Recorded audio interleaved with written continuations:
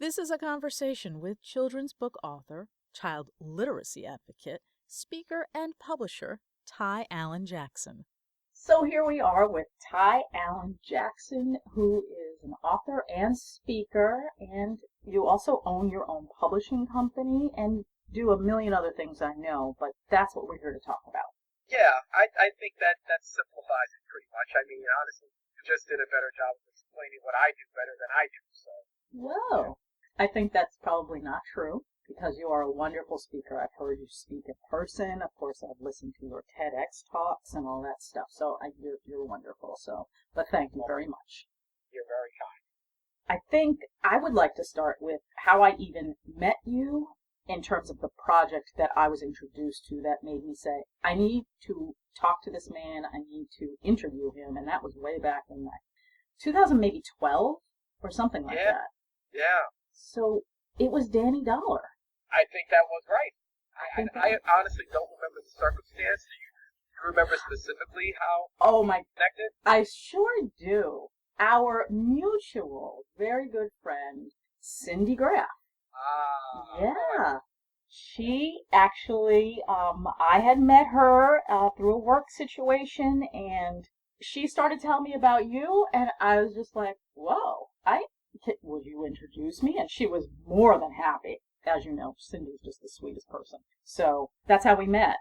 Got it. I do remember. I remember, our first interview and our connection since, obviously, but I couldn't remember exactly what sparked our connection and union. So, yes, next time I give Cindy, and I communicate with her regularly, I'll make sure to give her a big hug on both of our behalves for connecting us. Please do. I do miss her since I left the area, so that would be fabulous. So big shout out to Cindy Graff. Yay! Yay. So that's how we connected. And at the time you had already published Danny Dollar, and let me just say the whole title, Danny Dollar, Millionaire Extraordinaire, The Lemonade Escapade. Which yeah, of course, that might be the longest children's book title of all time. I mean, there's a lot going on in that title. There is, but think of all the practice the kids are getting reading it. That is true. That's a very, very good point. It also leaves open like another maybe escapade, because this is the Lemonade Escapade. Yes. Oh my gosh, there are so many escapades to come. Excellent. That's definitely one of the things that we can continue to talk about. Yes. So that was the first book that I was introduced to. You were working on other books at the same time, though. I think the I'm saying that wrong. The Super Duper Kid was in the works, or you maybe had just published. I believe it was in the works at the time. And it's amazing what momentum can do. I had never aspired to be a children's book author, but once I got Danny Dollar under my belt, and I really felt like, this is something not only that I enjoy doing, and not only is of great importance to children, not just because it promotes diversity within children's books, which there is such a lack of, but because it also promotes financial literacy, which is prominent for every child, everywhere. When I got that book underway and realized that I could do this, creating the Super Kid was so much easier. The momentum of having that first work completed easily weaved its way into me writing the second chapter book, which I don't want to say came easily to me, because, despite it being a labor of love, it's still labor. But it flowed out of me in a way that almost spoiled me, having those two works kind of come out one behind the other. And the ease in which it did spoiled me to the point where I've been trying for years to kind of replicate its success and have kind of struggled in doing so. But nonetheless, Danny Dollar is my first work. It is the work that is my flagship book, a book that not only has sold the most, but has probably had the greatest impact in so many different ways. And I know that's things that we can touch on throughout this. Absolutely. And so if we run through the different books that you have put out there and then circle back to, again, how it all began with Danny Dollar, and then go through each book, and talk more in depth about them, I think that would definitely help the listeners get an idea of who you are, what you do, and how wonderful you are. So, Oh, well, you're so sweet. Well, it's almost impossible to talk about my path of becoming a children's book author without talking about my path as a child. I was born and raised in the Bronx to a single mom who was 15 years old when she had me. And she was so naive on how she got pregnant that a year later she got pregnant again. By that time, we figured it out. But, okay. So, but we lived in the projects in the Bronx. We were on welfare for most of my childhood. We struggled sometimes to have food on the table. But, my mother, despite having us really young, always made sure that we were loved and that there were always books in the home. So books have been part of my life, all of my life. And I thank my mother for that. She's the one that cultivated me into a reader, which eventually cultivated me into being a writer. So again, born and raised in the Bronx, and then you fast forward 35, 40 years, I moved to Western Massachusetts, and I'm working in corporate sales. And corporate sales is just how it sounds. It's a job, and it paid really well, but it certainly wasn't. It wasn't the reason I was here. It wasn't my purpose. And then on one summer day, my son asked me a question, and this question changed my life. And the question was really simple. He said, "Dad, can we open up a lemonade stand?" And so we did, and in 3 hours we made $50 selling lemonade. Which, like any parent would be blown away by that type of success. Yeah. Having a 6-year or 7-year-old kid making $50 in just a couple of hours. There's adults that don't make that kind of money. True. So he said, "Dad, what am I going to do with all this money?" And honestly, I didn't know. I was actually more prepared for the birds and bees conversation than I was the dollars and cents conversation. So my mother always taught me, if you don't know the answer to the question, you can always find that answer in a book. So I went to the local bookstore to find a book to teach my son about being an entrepreneur and about finance. And when I walked into the local Barnes and Nobles here in Pittsfield, Massachusetts, I noticed two things. One, there was such a lack of contemporary diversity in children's books. There were plenty of books about Martin Luther King and Jackie Robinson and Rosa Parks and Underground Railroads, but there weren't contemporary books for children of color, any color, that really spoke to them in their own language today. And the other thing I noticed is that there were no books about financial literacy. Like money's important. Like, why aren't we doing a better job of introducing finance to our children at an early age? And right there, I got the idea. Like, the name Danny Dollar just popped into my head, and I went home and I started writing. With no literary experience, I had to teach myself how to write a children's book. I read hundreds of children's books to see what writing styles I could adopt rather. And it took me about a year and a half to write Danny Dollar. And once I had this manuscript done, I'm like, okay, I want to turn it into a book now. So the traditional way is to submit it to an agent. So I submitted it to 147 different agents, and I was rejected 147 times. And I realized after 147, I said, you know what? I'm not going to let strangers dictate my success. I don't know who these 147 people are, but they're wrong. This book is valuable. So I went to Google and I typed in how do you self-publish a book? And it gave me these great guides and resources. Remember, if you don't know the answer to anything, you can always find it in a book. So I took out dozens of book stuff, how to self-publish, and another year and a half to start my own publishing company, Big Head Books. And if your listeners take a look at my photos, you can see why I call it Big Head Books. And so from about 3 years after my son said, "Hey, Dad, can we open up a lemonade stand?" Danny Dollar was born, and it was one of the most important days of my life because it made me realize that despite that I grew up in adverse environments, despite the fact that I was on welfare for most of my life, the fact that my father was incarcerated for the majority of my life, and that my mom was poor and had me at a very early age. In fact, I've never ever been to college. It made me realize that I could do anything that I put my heart and soul into.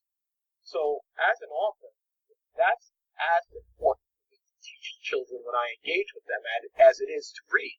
I want them to know that regardless of their circumstances, regardless of what strikes, quote unquote, strikes they may have against them, that they're capable of doing the most amazing things. And if you believe in yourself, and if you're willing to work hard and persevere, there's nothing, absolutely positively nothing our young people can't accomplish. So as much as I pride myself on being an author, I feel that this is really just the avenue that I use to be able to confront and talk to children to make them be the best that they can be. You know, we share a saying, a quote, a mantra, whatever. I know we both love it. Be the change you wish to see in the world. Absolutely. And that's what you're doing. Yeah, 100%. And, there are several quotes that are important to me. And that arguably may be number one, to be the change. And that's what I saw when I went to that bookstore and I saw that there were no representation of contemporary books of children of color promoted financial literacy.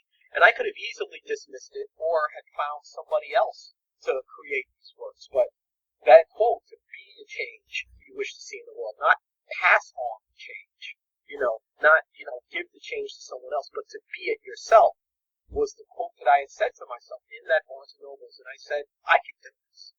And, of course, it took a lot of hard work. Everything worthwhile takes hard work. But I decided to do it. One of my other quotes, maybe my most important quote, is by an industrialist called John Shedd. And the quote is, "A ship is safe in harbor, but that's not what ships are for." And I love that quote because it teaches us that we must risk to be able to accomplish great things. You cannot be great unless you risk something. We are the ships, and the complacency is that harbor. But we're not built to be in harbor. The world is our ocean. We have to go out and venture, and discover, explore, and take risks. And that's not easy to do. So, but you can't be great unless you do that. And my third, and also one of my other quotes, is the two most important days of your life are the day you were born and the day you find out why. And that's from Mark Twain. And the day that I got Danny Dollar in my hands, I realized why I was here.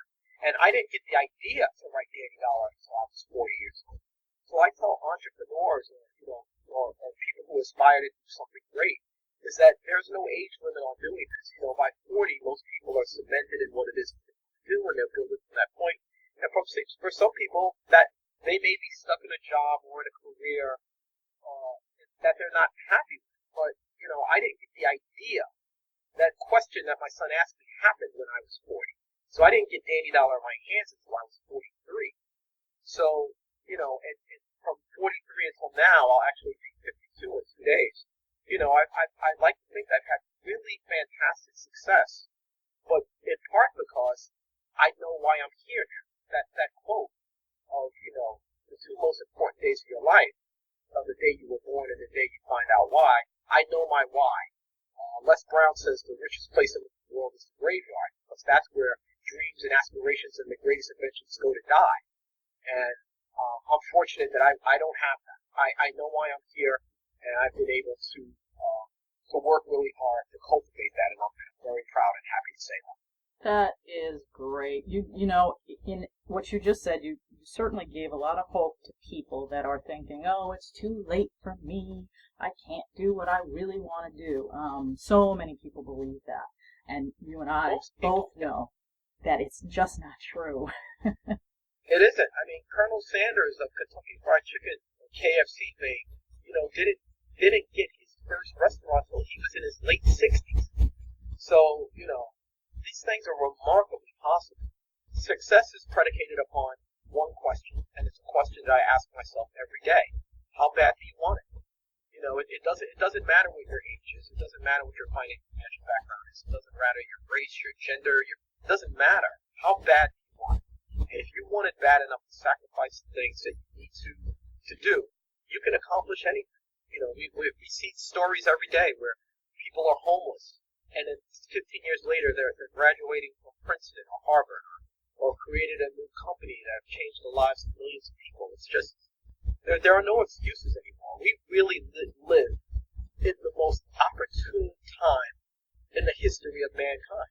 Like you literally can become anything that you choose simply by how hard you want to work through it. things that systems put in place to perhaps not help you succeed. But I don't believe that there are any barriers or any obstacles that are completely unobtainable. I just don't believe. Well, it just made me think of another one of your books, which is My Girl Dot. When I close my eyes, I just love that little girl. You know, I love that book so much, and the story of how that book came to fruition in itself is really funny. So, When I Close My Eyes is just this beautifully illustrated picture book. I mean, I would argue that it's the most beautiful picture book I've ever seen. Of course, I'm a little biased, but I went to the store one day and I got a pack of Bazooka bubble gum, and we've all had a pack of Bazooka bubble gum. And inside the gum, wrapped around the gum, is a wrapper with a comic in it. And so I chew the gum and I read the comic, and the comic was a joke, and the joke was so funny. I laughed for a half an hour thinking about that joke. And the joke is, what is the one animal you don't want to play games with? Do you know the answer? Oh, I'm gonna say, I'm thinking it's in the book, and I'm trying to remember. It might be an octopus. It is not. So, you failed the When I Close My Eyes quiz. Darn. So, the one animal you don't want to play games with. Oh, wait, I got it. It's the cheetah. It's a cheetah. Yay! Because it sounds like a cheater. That's right. When I read that joke, I laughed for a half an hour. About 3 o'clock that morning, I woke up in the middle of the night giggling to that joke. And so I went downstairs into my office, and I thought about that joke so vividly. And I thought to myself, what's the only way that someone could play games with a cheetah? It would have to be in their imagination. And I immediately closed my eyes. And when I closed my eyes, I was so far away in the middle of the jungle was where I loved to play. And that was the first words to come out and start that book. And I wrote that book in 15 minutes at 3 o'clock in the morning. And to this day, I probably sold about 25,000 copies of that book. And it's, I think, again, one of the most beautiful read alouds that you'll ever have. Well, I agree. It is gorgeous, like I said. I mean, the first time, we talked about it in an interview, I told you, I love her. And wait, remind me, how did I know her name is Dot? Because, well, first of all, that's really good, because her name is not mentioned anywhere in the book. So the only way you would know is, one, it would be either on my Amazon or website. But I may have just told you the story that when I was a baby, like I said, we were very poor growing up. We didn't have a lot of money for anything. And my next door neighbor purchased the clothes and the blanket for me to come home in.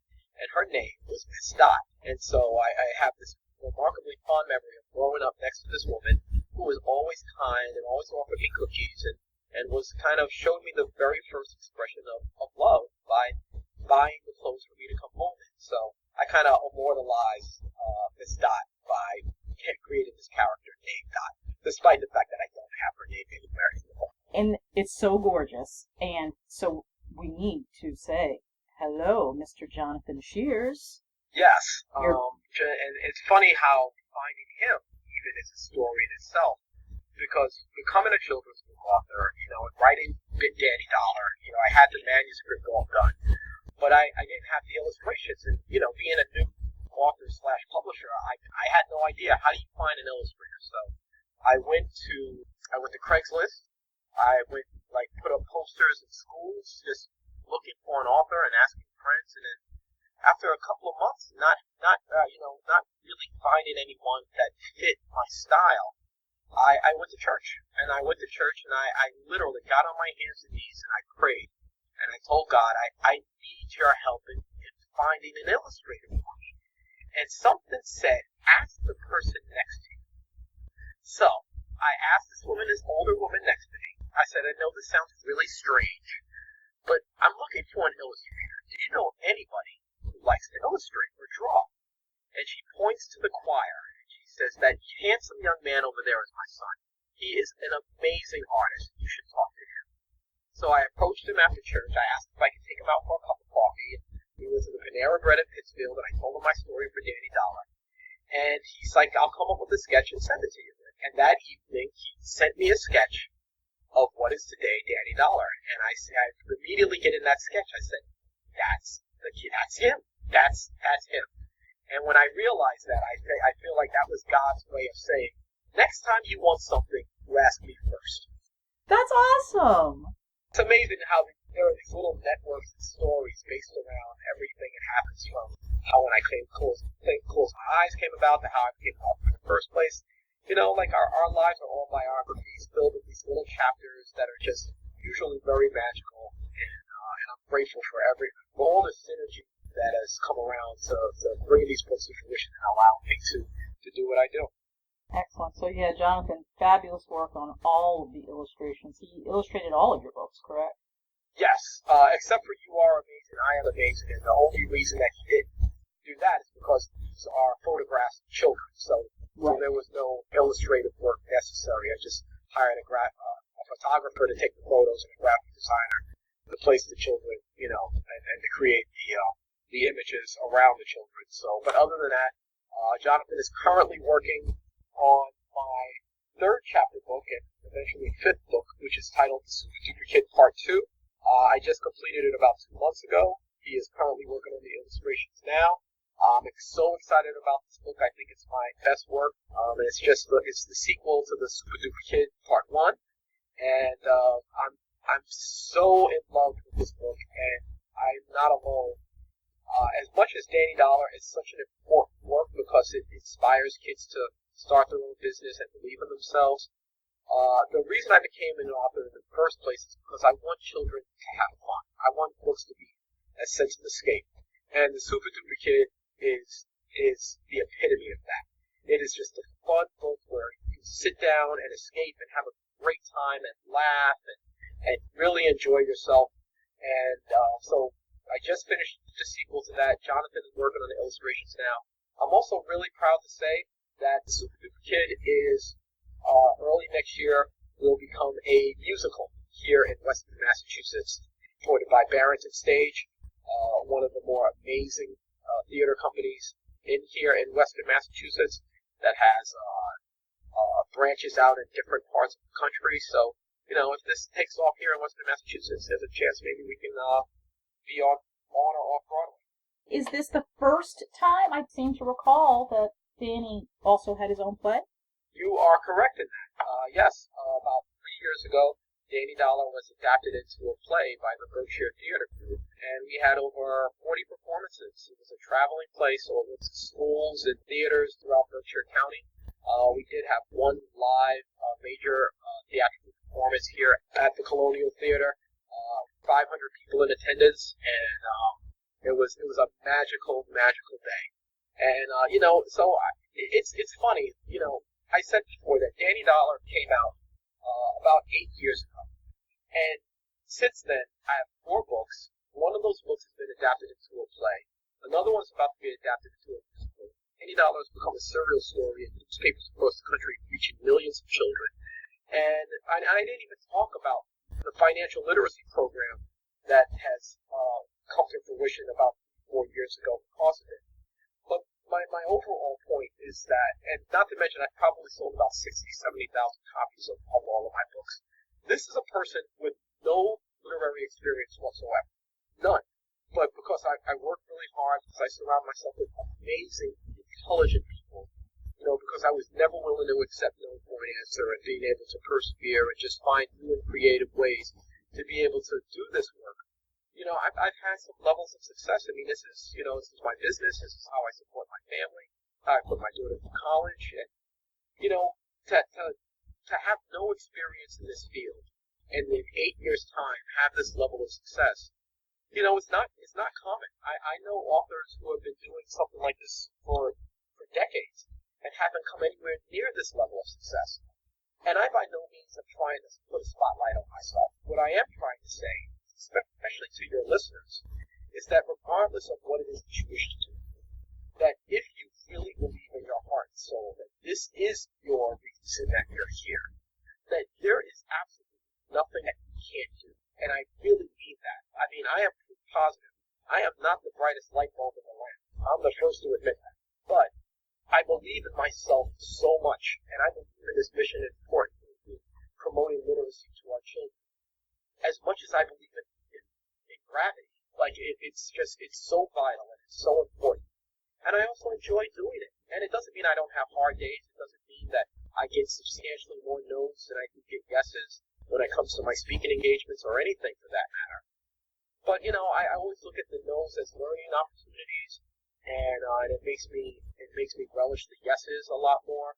And so no matter how old you are or how crazy your idea may seem, you are absolutely capable. In fact, you're beyond capable. You owe it to yourself. You owe it to yourself with this flicker of time that we are here on this planet, on this amazing journey called life, to exceed and excel in your expectations. I do believe in that quote. We are ships, and we are not to be harmed. We are to risk and go out and do as many things as we can, as grand as we can. And I just believe in that wholeheartedly. And I know you do, and it comes through, and like I said, in all the talks that you've done, comes through loud and clear. And then, of course, you have, which we touched on, You Are Amazing, I Am Amazing, which, like you said, features real children that you selected from the Pittsfield area. Yeah, I'm really shocked about how little children read, and how parents, for whatever reason, are not expressing to them the importance of reading. And so I wanted to create a read aloud for children to be able to see themselves as being these amazing souls that they are. So You Are Amazing, I Am Amazing is a two-sided book. And on one side, the words in the book are to be read aloud from the parent to the child, telling them that you are amazing, you are special, you are incredible. And you give these amazing words of affirmation. But if you turn the book over, it changes to I am amazing. When the children are old enough, they can read it aloud themselves. So it's a self-esteem affirmation book that goes from parent to child, and then when the child is old enough, they can turn it around and they can simply read it to themselves, for themselves. And I decided to use real children, as opposed to characters, because I want real children to see themselves as amazing. So we recruited over 150 kids in the city of Pittsfield. They're all from the Pittsfield public school system. And we photographed all 150, and all of them are in the book in some way. And I've had more success with this book than I anticipated. And it's great. It's fun to see these kids read a book and say to themselves that I am amazing, because we are the products of the words we hear and the self-talk we have. And when someone tells you that you are amazing, you tend to believe it. And when you're able to read and say those words back to yourself that I am amazing, you tend to believe it. And we could use a lot more amazing in this. We could use a lot more caring and compassionate empathy and love. And if we don't do that to ourselves first, it's harder for us to do it for the rest of the world. So this book is just that. It's a love letter to yourself. And I'm grateful that kids are receiving it that way. Yeah, there needs to be some more self-love, because as we know, if you don't love yourself, how in the heck can you love anybody else or treat them with respect if you don't have respect for yourself? You can't. Absolutely, you just can't. It doesn't work that way. So it's essential for us to affirm that with our children as early as possible, and do that if we can, as a bonus with literature, because I really do believe that books are not these stationary items. They are, as Stephen King puts it, portable pieces of magic. And I believe that 100%. I believe that other than love, instilling the gift of literacy in our children is the most important gift we can give. It is the gift that will allow them the independence to grow their imagination, to aspire to be great things. If you can't dream it, you can't achieve it. And dreaming comes with enhancing your imagination, and enhancing your imagination comes by reading. So it's important for us to plant these seeds within our children and expose them to as many books as we possibly can. So people can find your books, which is Danny Dollar, The Super Duper Kid, When I Close My Eyes, And you are amazing. I am amazing. On your website, on Amazon, I believe Barnes and Noble carries all of them, correct? Well, there are some. Barnes and Nobles has been a little fickle. Barnes and Nobles doesn't necessarily cater to small independent authors like myself. It's kind of an uphill battle, but that's where ingenuity comes into play. As an indie children's book author, you have to find creative ways to get your message and get your books out there. I'm really relevant on social media, as you know. Yes. And doing so, it allows me to be my own publicist, my own PR agent, and I have built this network and this following by simply showcasing what I do and showcasing the children that these books have impacted, and it's given me great dividends. So Barnes and Noble, sadly, they are in some Barnes and Nobles across the country, but not a lot. But the other reality is that today's day and age, you don't need a Barnes and Nobles to be successful. And that's part of what I was saying. Today is the most opportune time to be an entrepreneur. Like success is totally predicated upon how bad you want it. If you wanted a television show 20 years ago, you would have to, go to some station, pitch them your idea, get a producer, director, blah blah blah, and be beholden to these networks to, create whatever mission it is that you wanted to get across. Today, you can pick up your phone, go to YouTube, and start your own YouTube channel, and be successful in doing it. There are hundreds of YouTube millionaires. I mean, say that out loud. There are hundreds, if not thousands, maybe tens of thousands of YouTube millionaires who have just made their own network and their own channel and become ridiculously, obnoxiously financially successful at it because they had an idea and they did it themselves without having to pitch it to anybody. They are their own boss and they do it their own way, and they're not subjected to anybody's rules or regulations. They do it themselves. So you don't need the Barnes and Nobles of the world anymore. I mean, I don't even need the Amazons of the world, to be honest, but they are instrumental. They are where we shop today, so it's smart to have your books on Amazon. But, I just did a project with an organization in Albany, New York, and they bought 600 books for me in one day. And, and I built relationships with other organizations across the country that have purchased tens of thousands of books from me. So, you don't have to go traditional routes anymore to do anything. It really is predicated upon that statement I said before. How bad do you want it? There we go. Actually, this is a good time to say out loud, which I know we kind of said it before, but what your website is, how people can find your website, and if there's new things that are coming up. So you can find me personally on my Ty Allan Jackson Facebook, Instagram, Twitter, and Pinterest pages. Please feel free to like me, comment, and or whatever. My books you can find either at my website bigheadbooks.com or just search Ty Allan Jackson in Amazon. But I'm also proud to say that in a couple of weeks I will be suppressing the bigheadbooks.com and exalting the TyAllanJackson.com page. So I'm excited about that to kind of refocus my branding on myself. This concludes part 1 of a conversation with children's book author, child literacy advocate, speaker, and publisher Ty Allan Jackson.